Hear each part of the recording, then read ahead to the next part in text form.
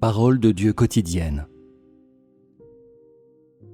Dès que Pierre est mentionné, tout le monde est rempli d'éloges, se souvenant instantanément de toutes ces histoires au sujet de Pierre.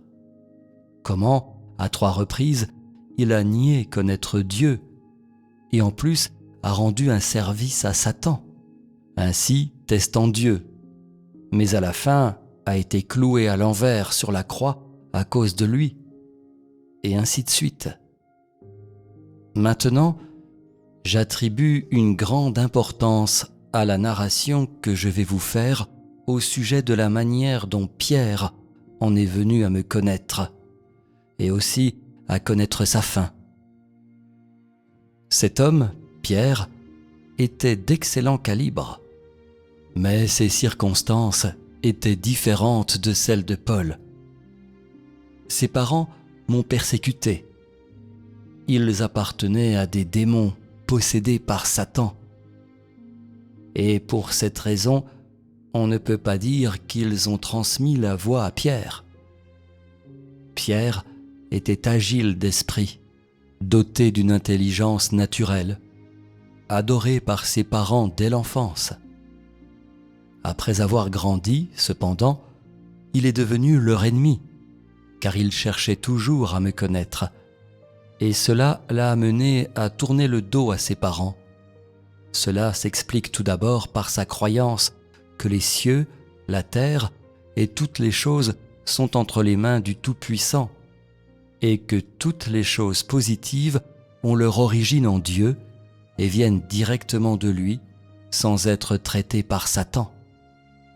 Le contre-exemple de ses parents, servant d'image contraire, lui a permis d'autant plus volontiers de reconnaître mon amour et ma miséricorde, enflammant ainsi en lui une passion encore plus grande pour me chercher. Il portait une attention particulière, non seulement à s'alimenter et à s'abreuver de mes paroles, mais encore plus à saisir mes desseins, et était constamment prudent et attentif dans ses pensées, de sorte qu'il était toujours vivement astucieux dans son esprit, et donc a pu me plaire en tout ce qu'il faisait. Dans la vie ordinaire, il portait une attention particulière à l'intégration dans sa propre vie des leçons de ceux qui avaient échoué dans le passé, afin de se stimuler à un plus grand effort. Profondément craintif de tomber dans les filets de l'échec. Il portait également une attention particulière à assimiler la foi et l'amour de tous ceux qui ont aimé Dieu à travers les âges. De cette manière, il a accéléré le progrès de sa croissance, non seulement dans les aspects négatifs, mais beaucoup plus dans les aspects positifs, jusqu'à ce qu'il devienne, en ma présence, l'être humain qui me connaissait le mieux. Pour cette raison, il n'est pas difficile d'imaginer comment il a pu placer tout son avoir dans mes mains, n'étant plus son propre maître, même de sa nourriture, son vêtement, son sommeil et ses mouvements, mais a fait en sorte que me satisfaire a été la base de sa jouissance, de mon abondance.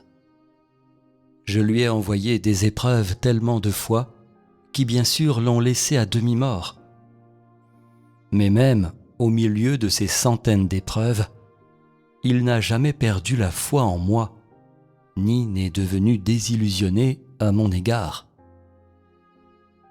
Même quand j'ai dit que je l'avais déjà mis de côté, son cœur ne s'est pas affaibli, et il n'est pas tombé dans le désespoir, mais a continué comme avant, à vivre selon ses principes, afin de réaliser son amour pour moi.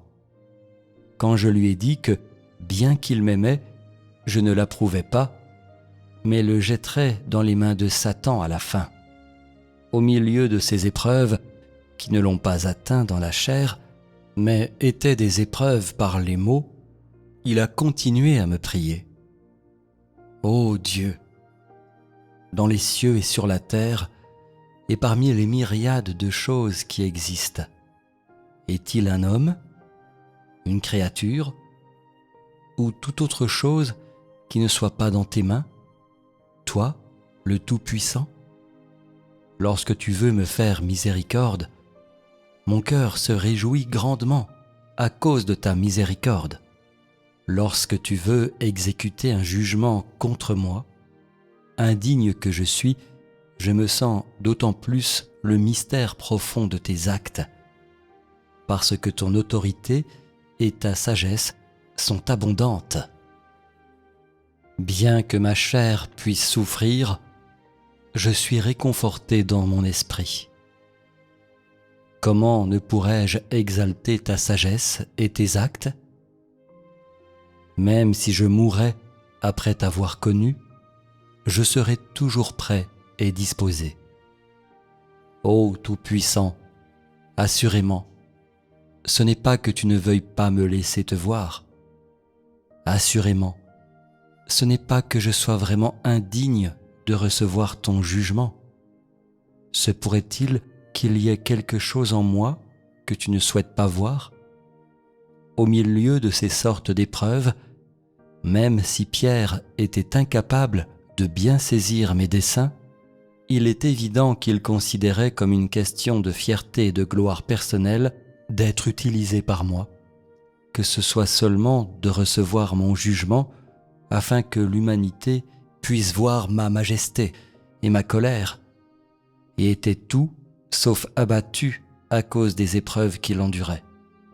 En raison de sa loyauté en ma présence et de mes bénédictions sur lui, il est devenu un exemple et un modèle pour l'humanité pour des milliers d'années. N'est-ce pas précisément l'exemple que vous devriez suivre? En ce moment, vous devriez réfléchir profondément et essayer de comprendre pourquoi je me suis arrêté si longuement sur le personnage de Pierre. Cela devrait vous servir de code de conduite.